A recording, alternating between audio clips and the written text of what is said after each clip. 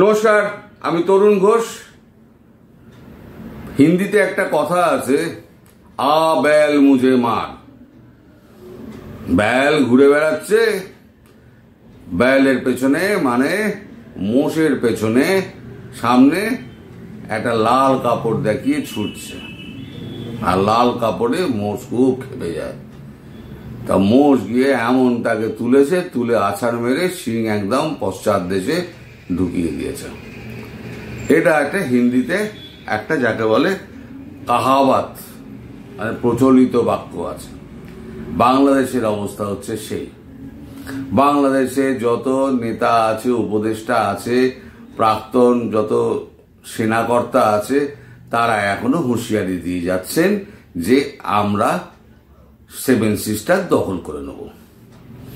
7 sister নাকি অর্ধেক নাকি স্বাধীন হয়ে গিয়েছে, বাকি অর্ধেক স্বাধীন করবে চীন, নেপাল, ভুটান। বাংলাদেশ কিছু করবে না, ওরা করবে।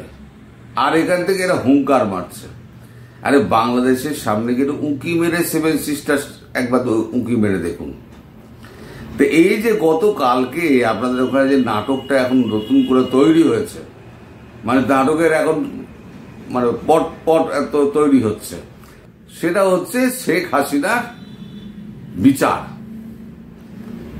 আন্তর্জাতিক ট্রাইব্যুনালে তার বিচার প্রক্রিয়া কালকে থেকে শুরু হয়েছে। এখন এই বিচার প্রক্রিয়া নিয়ে আমাদের এখানে একটা খবর বেরিয়েছে, হাসিনার বিরুদ্ধে পরোয়ানা জারি। তাকে 16 তারিখে 16ই জুন তাকে হাজির করতে হবে। দেখা যাক 16ই জুনের আগে উনি সশরীরে ওখানে হাজির হন কিনা, তা তো আমি বলতে পারবো না।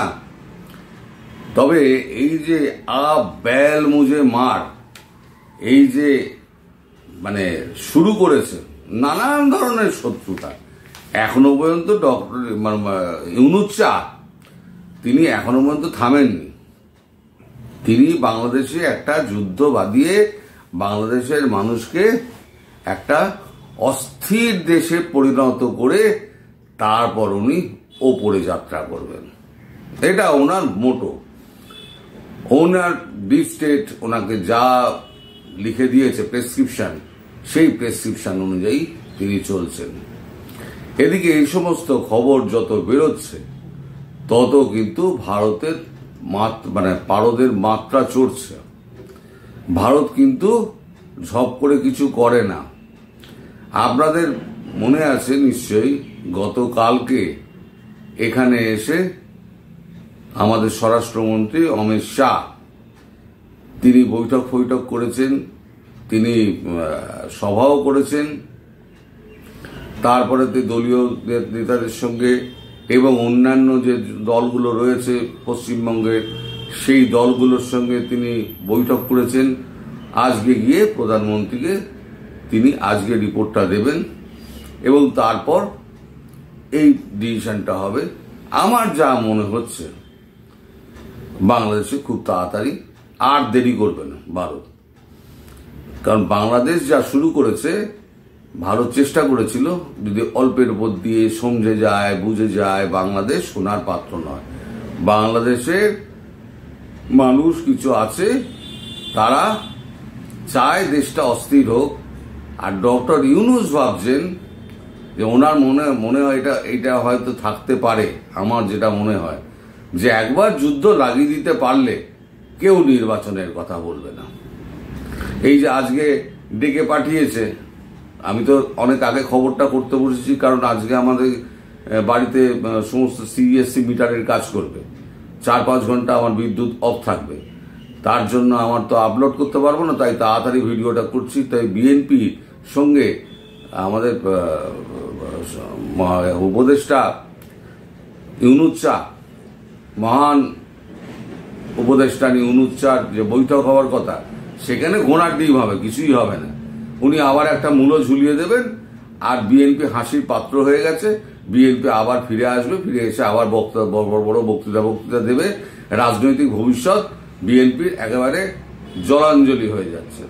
আর যত বিএনপির ভবিষ্যৎ যত খলখলে হচ্ছে, তত কিন্তু আওয়ামী লীগ সমর্থকরা মনে জোর পাচ্ছে।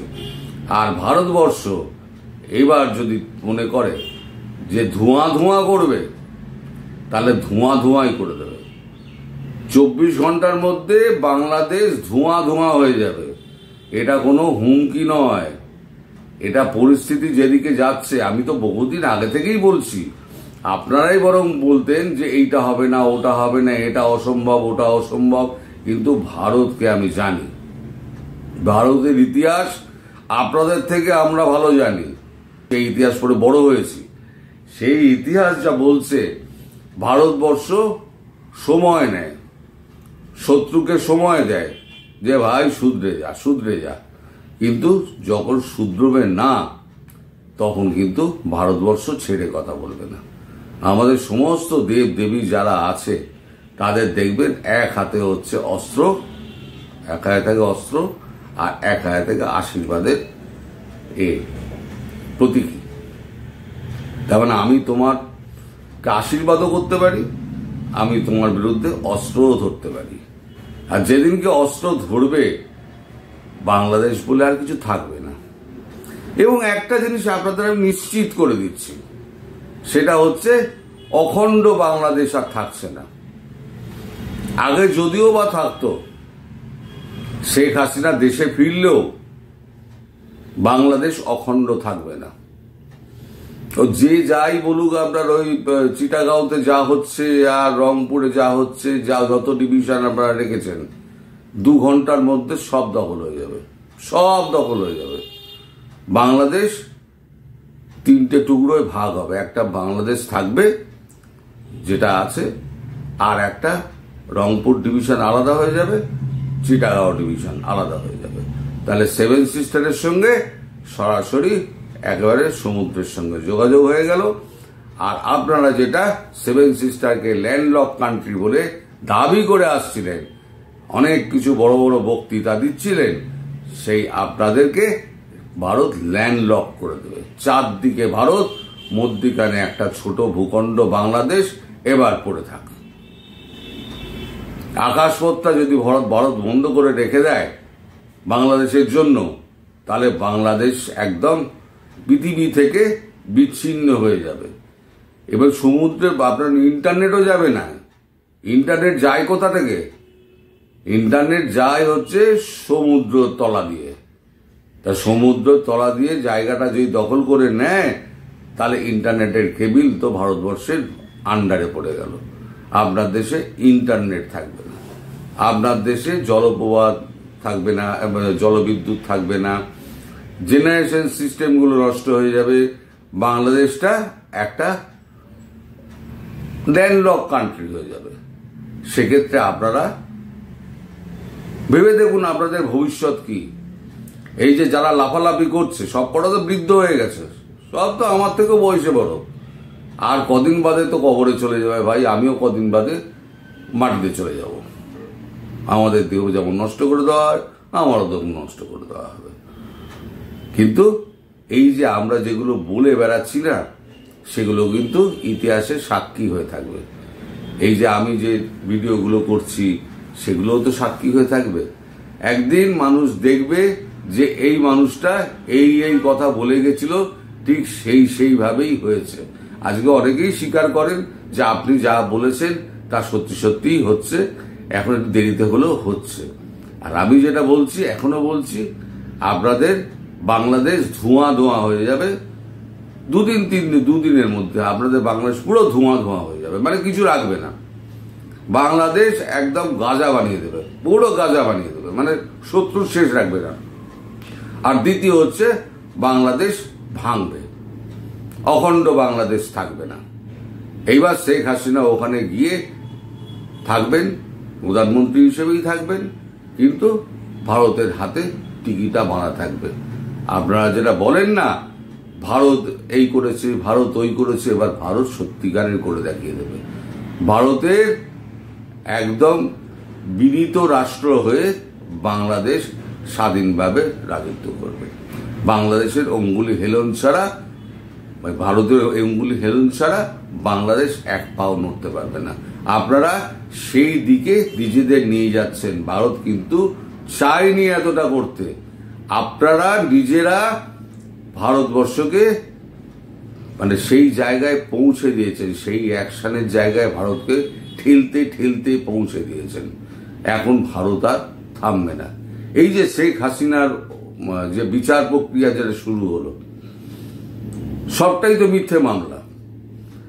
যাদেরকে শহীদ বলা হয়েছিল, পরে তো দেখা যাচ্ছে তাই সে শহীদরা জ্যান্ত হয়ে ফিরে আসছে। তারা বলছে আমাকে গুলি করে হত্যা করার মামলা হয়েছিল, যার বিরুদ্ধে মামলা করা সে জেল কাটছে। আর যে গুলি খেয়ে মরে গেছিল সে ঘরে বসে এখন ডাল ভাত খাচ্ছে। এই হচ্ছে বাংলাদেশের বর্তমান অবস্থা।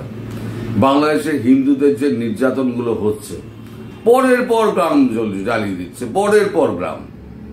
এদিকে প্রধান উপদেষ্টা ইউনূস শাহ তিনি বলে বেড়াচ্ছেন আমাদের এখানে সংখ্যালঘু যারা আছে তারা শান্তিতে একেবারে বসবাস করছে। শান্তিতে আপনি নোবেল প্রাইজ পেয়েছেন, তো অশান্তির আপনি আর একটা নোবেল প্রাইজ আপনাকে ভারতবর্ষ গলায় ঝুলিয়ে দেবে, ঝুলিয়ে ওপরে পাঠাবে। আপনার মৃত্যু কিন্তু অনিবার্য এবং সেটা ডেজ আর নাম্বার। কদিনের মধ্যে সেটা হবে না হবে সেটা একমাত্র মোদিজি বলতে পারবেন। আর একটা যুদ্ধ করা মানে আমি আজকে মনে করলাম যুদ্ধ করব, কালকেই যুদ্ধে নেমে গেলাম, তা নয়। যুদ্ধ পুরোটা হয় প্ল্যানিংয়ে। আর আপনারা মনে করছেন আপনাদের ওখানে গিয়ে সৈন্য ঢুকে করবে, মোটেই না। প্রিসিশন স্ট্রাইক হবে। এখন যুদ্ধ হয় প্রযুক্তির ওপরে, যুদ্ধ হয় মিসাইলের ওপরে, কামাগাজি ড্রোনের ওপরে, S-400 ড্রোনের ওপরে। ভারতবর্ষ নিজের মাটি থেকে ফাইটার জেটে গিয়ে নিজের মাটি থেকে বাংলাদেশে ঢুকতে হবে না। পানাগড় থেকে উঠবে, সুগনা থেকে উড়ে সোজা সীমান্তে এসে প্রিসিশন স্ট্রাইকে জায়গা মতো ঠিক ফেলে দেবে, ওটা উড়ে যাবে। এই আপনাদের বাংলাদেশ যত শান্তির জায়গা ছিল মোটামুটি অশান্তির জায়গায় পৌঁছতে চান। ভারত আর পিছনে দাঁড়াবে না। এই যে কাণ্ডটি আপনারা করলেন, নিজেদের দুর্ভাগ্যকে ত্বরান্বিত করলেন। এবার আপনারা যাই বলুন না কেন, আমায় গুজব ঘোষ বলুন আর আমায় যাই বলুন না কেন, ঘটনা এটাই ঘটতে যাচ্ছে। এবার মিলিয়ে নেবেন। আমি ডেট বলতে পারবো না, এবার ঘটনা আপনি মিলিয়ে নেবেন, এটা হয় কিনা, বাংলাদেশ ধোঁয়া ধোঁয়া হয় কিনা এটা মিলিয়ে নেবেন। সবাই ভালো থাকবেন, সুস্থ থাকবেন এবং সাবধানে থাকবেন। নমস্কার।